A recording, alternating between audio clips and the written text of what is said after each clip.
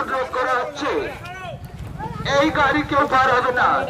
Balloon টানানো এই গাড়ি কেউ পার হবে না। যে মহা মিছিলের ডাক দেওয়া আছে তা আর কিছুক্ষণের মধ্যে শুরু হয়ে যাবে।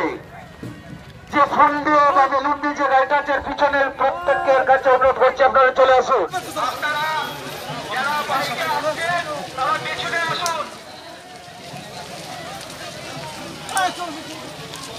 যে সমস্ত তাদের দিকে আগিয়ে দিন।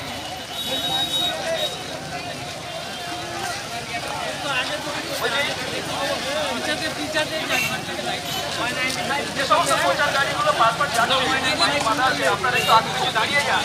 পাশাপাশি কারখানা টোটো গাড়িতে বাইক বাধা আছে আপনাদেরকে অনুরোধ।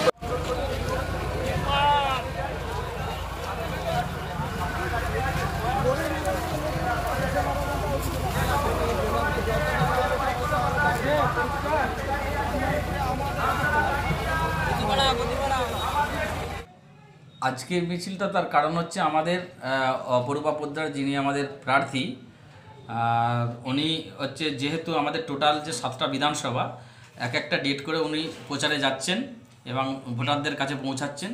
সেই মতো আমাদের এটা নির্ধারিত এটা 10 দিন আগে আমাদের একটা প্রোগ্রাম করা ছিল যে 22শে এপ্রিল গড়েরঘাট বাস স্ট্যান্ড থেকে ভীমতলা পর্যন্ত পদযাত্রা হবে। সেই মতো আমাদের পারমিশন করা ছিল, সেই জন্যেই এই পদযাত্রাটা।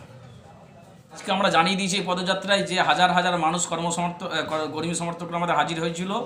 সকলকে আমরা বলেছি যে আগামী দিনে আমাদের দলনেত্রী যাকে দেখে আমরা রাজনীতিটা করি দলটা করি সেই আমাদের জননেত্রী অগ্নিকন্যা আমাদের মানে যে মাথার মণি, ঠিক আছে, সেই মমতা ব্যানার্জি আসছেন। এটা আমাদের সৌভাগ্য খানাকুলের বুকে।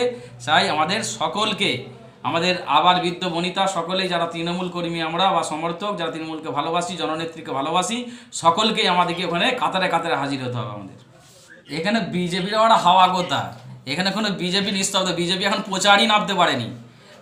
আমাদের খানাকুল টু ব্লকে দেখবেন এখন পর্যন্ত কোনো প্রচারে নামতে পারেনি, হাওয়া তো দূরের কথা।